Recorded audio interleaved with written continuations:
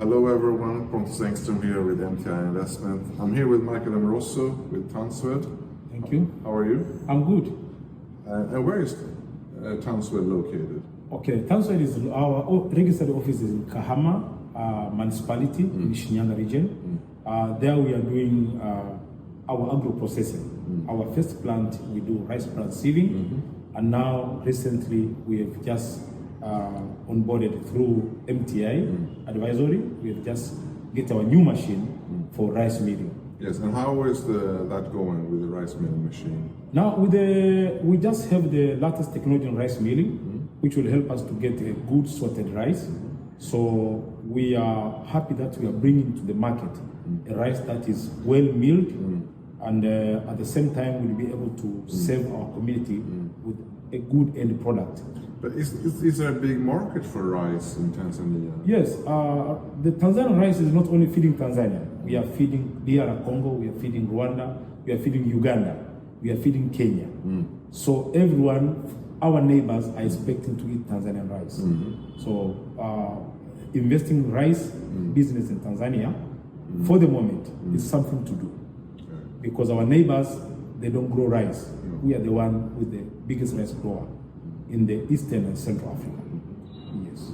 And how did it get started with Tanswed? What made you start? What made you think about this? Okay, the inspiration story of Tanswed started when we saw women in the village. They were trying to obtain broken rice from the rice bran, because most of these women, they receive rice bran as their wages by working in those small millers. So they receive rice bran, bags and bags as their wages, and then they go back after receiving those rice bran bags. They go and sieve those bran and obtain broken rice, which they feed their family, and some the excess one they can sell to obtain their living. So our inspiration comes from looking at these women. They do the very hard work using their hands and wind, and we say, like, can we not do something which a machine which can do this work instead of doing it manually? So that's where the inspiration comes from. And here we have two machines. One is the siever, which separates broken rice from either husk or from rice bran. And the second machine, we call it is a broken rice separator. After we separate the fine rice bran from the common rice bran, and then we now further separate broken rice from the husk or from the rice bran. Now this is more cheaper and easier than using common method of wind, which is not environmentally friendly, because there is a lot of dust produced during the process if you use wind. And this process with Tanswed machine is done indoor. There is no any environmental pollution we are doing, and at the same time you can do more bags than using the wind. So this is where Tanswed is adding value in rice bran. But not to forget, not only about these women that used to obtain broken rice from the rice bran, but also the animal feed practitioners, the traders of animal feed material. Now they can obtain quality animal feed material, because in the beginning, before coming of Tanswed, the rice bran is sold with its husk more than 30%. But thanks to our filtering plant, which is based in Kahama, now we can filter and remove part of the husk from the rice bran, and at least remaining with between 8 to 10%, which is recommended for the animal feed.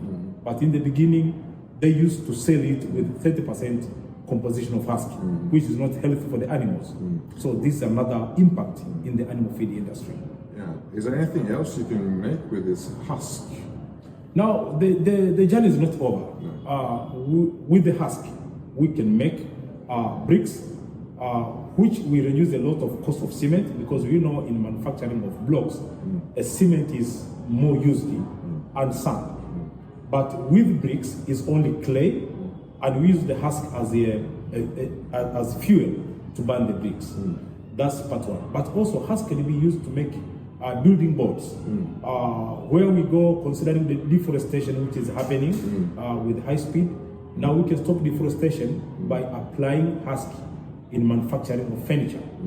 And this is not a new technology, but it's not yet adopted in Tanzania. In India, they've already went into using husk for their furniture instead of cutting trees. So I believe in the future Tanzania has to adopt the same thing, which will not only save our cost but also save our forest and as well impact the environment in terms of we will reduce the number of trees cut down. And the last usage of the husk, it can be used as a to make biochar, which is a eco-friendly energy. Instead of cutting trees to make charcoal, we can use husk to make the biochar, which is a friendly energy.